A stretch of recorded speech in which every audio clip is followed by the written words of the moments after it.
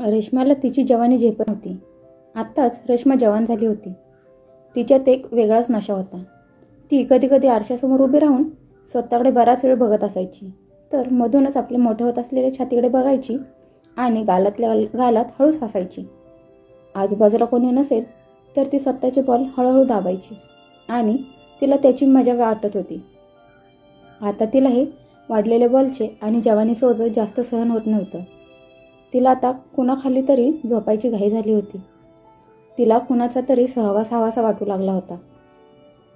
तिला वाटत होतं की आता कुणीतरी यावं आणि आपल्यावर तुटून पडलेच पाहिजे.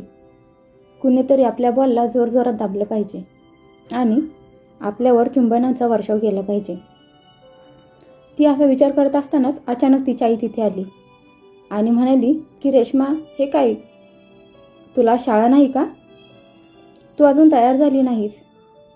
रेश्मा एकदम दचकून जागी झाल्यासारखी म्हणाली, हो आई, जायचं आहे ना. ही काय, वेणीच घालत होते. असं म्हणत तिने आरशात एकदा मोठ्या बॉलकडे बघितलं आणि हसत तिने आपला पेटीकोट नीट केला. तिची आई म्हणाली, चल आवर पटकन, तुझी मैत्रीण येऊन थांबली आहे बाहेर. असं म्हणून तिच्या आईने तिचा जेवणाचा डब्बा तिच्या दप्तरात भरला. चल आई, निघते मी.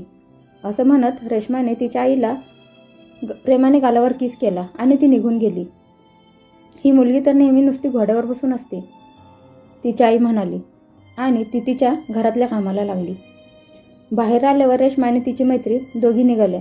तेवढ्यात तिची मैत्रीण म्हणाली, काय मग, आज फार चमकते आहेस, चेहऱ्याला क्रीम लावली आहेस वाटतं.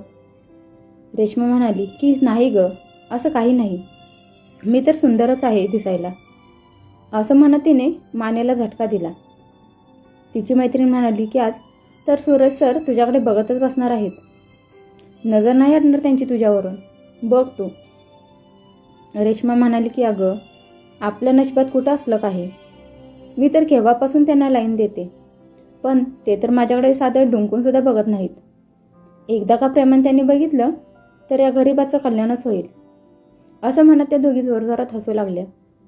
काही वेळातच त्या दोघी शाळेच्या आवारात पोहोचल्या. रेश्माला वर्गातलीच दुसरी मुलगी सुहासनी एका मुलाबरोबर गाडीवर बसून येत असताना त्या दोघींनी बघितलं आणि त्या पळत तिकडे गेल्या. मग सुहानीने त्या दोघींची ओळख करून तिच्या चुलत भावाशी रोहनशी करून दिली. रेश्मा पटकन रोहनजवळ गेली आणि त्याच्या हातात हात देत डोळ्याने त्याला एक प्रकारचे आमंत्रण दिले. रोहनने देखील हळूच तिचा हात दाबून जणू ते आमंत्रण स्वीकारले. मग त्या तिघींनी मिळून रोहनला बाय केले आणि तो तिथून निघून गेल्यावर त्या तिघी शाळेत गेल्या. रेश्मा मात्र बराच वेळ रोहन गेलेल्या दिशेकडे बघत उभी होती. वर्गात गेल्यावर सुद्धा बाकीच्या मुली खाली बघून अभ्यास करत होत्या, पण रेश्माचे लक्ष भलतीकडेच होते. तिच्या नजरेसमोर रोहनचा चेहराच होता. ती त्याच्यात पूर्णपणे बुडून गेली होती. तेवढ्यात टीचरने तिला आवाज दिला आणि ती एकदम भानावर आली. तिला वाटलं आता आपलं काही खरं नाही. तिने भीत वर बघितलं आणि म्हणाली, हो मॅडम. मॅडम म्हणाली, लक्ष कुठं आहे तुझं, सांग बरं मी काय शिकवत होते ते. मॅडम, मी रेश्माला काय बोलावं समजेना. मॅडम रागावल्या आणि म्हणाल्या, बस खाली, तुझं लक्ष नाही वर्गात, परीक्षा जवळ यायला आहे, लक्षात असू देत. हो मॅडम. असं म्हणत रेश्मा खाली बसली. तो तास कसाबसा संपला आणि त्यानंतर सूरज सरांचा तास होता. आता रेश्मा सूरज सरांच्या येण्याची आतुरतेने वाट बघू लागली.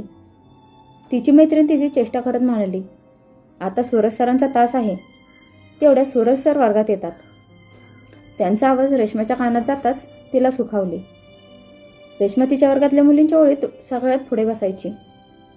तिने आता बसताना स्वतःला असं कन्सेन्स करून घेतलं की तिच्या स्कर्टमधून तिच्या गोऱ्या आणि मांसल मांड्या अगदी स्पष्ट दिसतील. सूरज सर मधूनच तिकडे बघत होते आणि त्यांना तिच्या त्या गोऱ्या मांड्या दिसत होत्या. पुन्हा त्यांनी तिकडून लक्ष आपल्या शिकवण्यावर केंद्रित केलं, पण रेश्मा पुढे बसून तिचे पाय एकमेकांवर घासत जणू त्यांना खुले आमंत्रण देत होते. मग त्यांचा तास संपला आणि त्यांनी जाता जाता रेश्माला बोलवून घेतलं. आता तिची छातीत धडधड वाढली होती. सूरज सर तिला म्हणाले की रेश्मा, तुला काही अडचण नाही ना, तुला मी शिकवलं ते नीट कळतंय ना, काही प्रॉब्लेम असेल तर तू मला सांगू शकतेस. तू माझ्या घरी येत जा, मी तुला पुन्हा सगळं नीट शिकवेन. रेश्मा हे एकटाच मनातून आनंदित झाली. तिला तर हेच पाहिजे होतं. तिनं लगेच विचारलं की मी कधी येऊ? सर म्हणाले तू आज संध्याकाळी शाळा सुटल्यावर आलीस तरी चालेल. ती म्हणाली की आज नाही जमणार, कारण घरी सांगितले पाहिजे. मी उद्यापासून आले तर चालेल ना? सर म्हणाले हे बघ रेश्मा, जेवढ्या लवकर येशील तेवढा तुझाच फायदा आहे. तसेही माझी बायको आज घरी नाही, ती माहेरी गेली आहे. त्यामुळे तू जर आजच आलीस तर तुझे सगळे प्रॉब्लेम मी सोडवून देईन. तुला कळतंय ना? असं म्हणत सरांनी तिच्या खांद्यावर हात ठेवला. त्यांच्या त्या स्पर्शाने जणू तिच्या अंगात एक प्रकारची आग लागली होती. तिचा श्वास फुलू लागला. तिचे गाल लाल झाले होते. आता तिला वाटत होतं की ती तिच्यावर ताबा नाही ठेवू शकत. ती मनातल्या मनात विचार करू लागली की आईला तर मी कुठलाही बहाणा सांगेन, पण आजची ही संधी मला सोडायची नाही. ती म्हणाली की ठीक आहे सर, मी आजच येते तुमच्या घरी. माझ्या मैत्रिणीला सांगून माझ्या घरी निरोप देते की काही मुलांचा एक्स्ट्रा क्लास आहे. हे ऐकून मनातूनच चेकाळलेल्या सूरज सरांनी तिला सांगितलं की मग एक काम कर, तू माझ्यासोबत माझ्या गाडीवरच चल. तसेही मी एकटाच जाणार आहे घरी, तुला सोबतच घेऊन जातो आज. ठीक आहे सर, चालेल, रेश्मा म्हणाली. सर म्हणाले की शाळा सुटल्यावर तू रस्त्याच्या पलीकडं ते ब्युटी पार्लर आहे तिथे थांब, मी तिथूनच तुला गाडीवर घेऊन जाईन. असं म्हणत सरांनी तिच्या पाठीवरून हात फिरवला आणि तिचे शरीर आता अजूनच टणक झाले. तिने होकार दिला आणि ती वर्गात गेली. तिने वर्गात जाताच आपल्या मैत्रिणीला सांगितलं की मी आज सरांच्या घरी क्लाससाठी जाणार आहे. तू माझ्या घरी सांग की काही विद्यार्थ्यांचा एक्स्ट्रा क्लास आहे, त्यामुळे मला यायला 2 तास उशीर होईल. हे ऐकताच तिची मैत्रीण म्हणाली की हो चालेल, तुझी तर मज्जाच आहे आज. क्लास 2 तास असे म्हणत ती हसली. रेश्माने तिला हळूच डोळा मारला. शाळा सुटल्यावर रेश्मा धडधडते छातीने ठरलेल्या जागी जाऊन थांबली. काही वेळातच सरांची गाडी तिथे आली. त्यांनी पुढचे दार उघडून तिला आत घेतले. रेश्मा आत बसताच तिने तिची बॅग मागच्या सीटवर ठेवली. आता सर तिच्या गोऱ्या मांड्यावर हळूहळू हात फिरवत होते, त्यामुळे तिच्या सर्वांगाला एक प्रकारे उत्तेजन मिळत होते. सर म्हणाले की मी बरेच दिवस झालं बघतो आहे. रेश्मा म्हणाली काय सर? सर म्हणाले तुला तर चांगलंच माहीत आहे मला काय म्हणायचं आहे ते. आता रेश्मा नीट स्थिर स्थावर झाली आणि तिने एका दमात सांगून टाकलं की हो सर, मला तुम्ही खूप आवडता. मला तर असं वाटतं की बोलता बोलता ती मध्येच थांबली. सर म्हणाल की काय झालं, बोल, लाजू नकोस, इथे आपल्या दोघांशिवाय कोणीच नाही. असं म्हणत असतानाच रेश्माने तिचा हात त्यांच्या सोट्यावर ठेवला.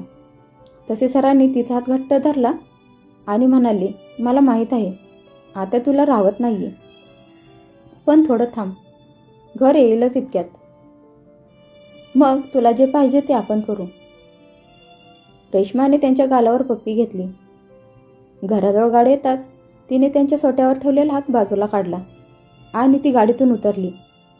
मग सरांनी तिला त्यांच्या खोलीवर नेलं. ते दोघे आत येताच सरांनी लगेच दाराला आतून कडी लावली आणि रेश्मावर ते तुटून पडले. त्यांनी तिला भिंतीला उभी करत तिच्यावर चुंबनाचा वर्षाव सुरू केला. त्यांनी तिच्या ओठात आपले ओठ घुसवले आणि जोरदार किसिंग सुरू केलं. रेश्मा तर आधीच ताबा सुटला होता. तिला तर असं झालं होतं की कधी एकदाची आपल्या शरीराची भूक मिटते. ती त्यासाठी अगदी कासावीस झाली होती. सरांनी तिला अलगद उचलून घेतलं आणि बेडरूममध्ये घेऊन आले. तिला त्यांनी अलगद बेडवर टाकलं. तशी ती श्वास गरम होत असल्याने तिने लगेच त्यांना आपल्या अंगावर ओढून घेतलं आणि ती त्यांच्या पप्प्या घेऊ लागली. सूरज सरांनी हात आता तिच्या बॉलवर होता आणि ते तिचे बॉल जोरजोरात दाबू लागले होते. ते बॉल दाबत असताना तिला थोडा त्रास होऊ लागला, पण हा त्रास तिला हवाहवासा वाटत होता. आता तिचा श्वास अजूनच गरम होऊ लागला होता. सरांना तर आता एकदम कडक आणि कोरे करकरी शरीर उपभोगायला मिळालं होतं, त्यामुळे ते त्याचा पूर्ण आनंद घेत होते. मग त्यांनी तिचा वरचा टॉप काढला आणि तिचे ते टपोरे गोरे बॉल बघून त्यांना मोह आवरता येईना. त्यांनी पटकन ते तोंडात घेतले आणि ते थोडा वेळ त्या दोन्ही टणक बॉलसोबत खेळत होते. असे करत करत त्यांनी तिचे सगळे कपडे काढले आता तिने लाजून त्यांना घट्ट मिठी मारली. तिला तर हेच पाहिजे होतं. आता तिचा श्वास आणखीनच वाढला होता. सरांनी तिचे सील तोडले होते. तिचा त्रास होत होता, पण ती त्यामध्ये पूर्णपणे बेफाम झाली होती. तिने तिला पाहिजे तसे सरांना करून दिलं आणि मग दोघेही शांत झाले. ती कपडे घालत असताना आता तिला त्रास जाणवू लागला.